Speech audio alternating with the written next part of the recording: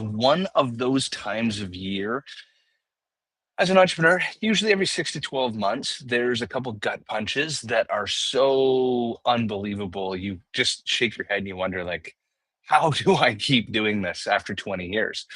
I want to talk about stick-to-itiveness because many times as a founder, the only thing that you get out of bed, the only thing that you have left sometimes is stick-to-itiveness.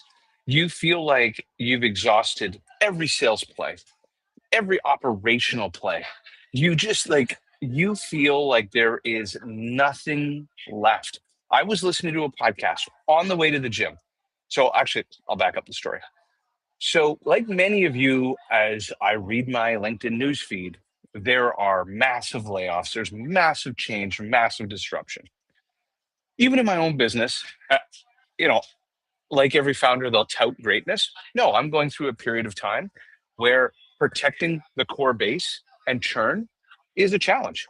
And so I wake up, and when we lose customers, it's like I want to put my head through the drywall because you build a sales machine, you work so hard, and when a customer leaves, all that you've done, it's like you're climbing up a mountain and then the rocks kick out from under you and you slide down another 10 feet.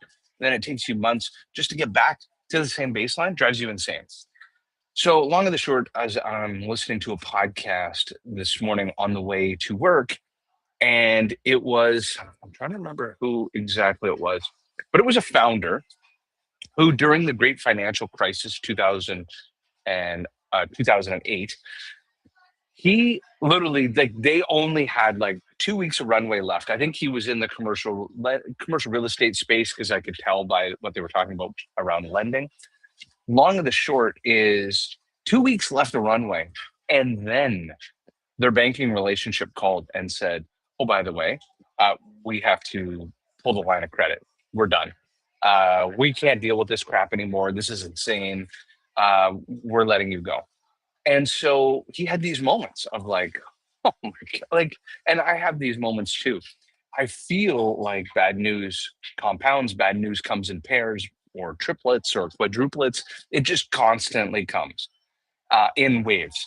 And so long and the short is he took a moment, he paused, he reflected. And here's what I feel happens to me. I'll get overloaded. I'll feel like I've exhausted every play that ever existed. There's literally no solution. And then if I just have one good sleep, one maybe sleep and a walk and a hot tub, and like I back up and what my business partner Derek calls reading the label through inside the bottle, I'll leave the bottle and I'll actually go to the outside of the bottle and I go, oh my God, there actually is a play that I hadn't thought about. And I'll wake up a little more refreshed and I'll realize, yeah, like my limited mind has brought me like a few ideas before, but there's 50,000 other ideas that I could learn from others. I should dive into a couple podcasts, a couple books, and think outside of my industry and outside of my vertical to actually collect creative ideas to solve this particular problem.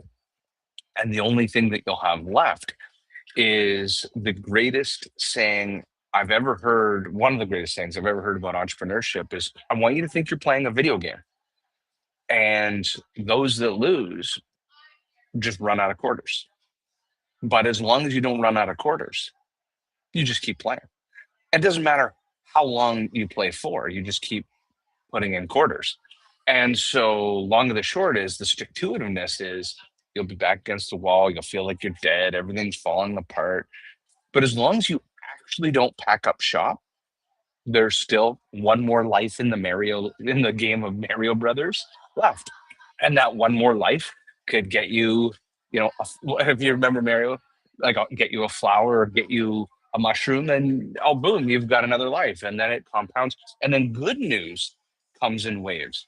And I'll have those moments. The good news will be like I'll look at last quarter. We grew 20% in a quarter. Unbelievable. Month of April, a little bit of a kick in the teeth. Oh well, you know what? Slid down the mountain a bit. But guess what? You went up 20 steps in 3 months.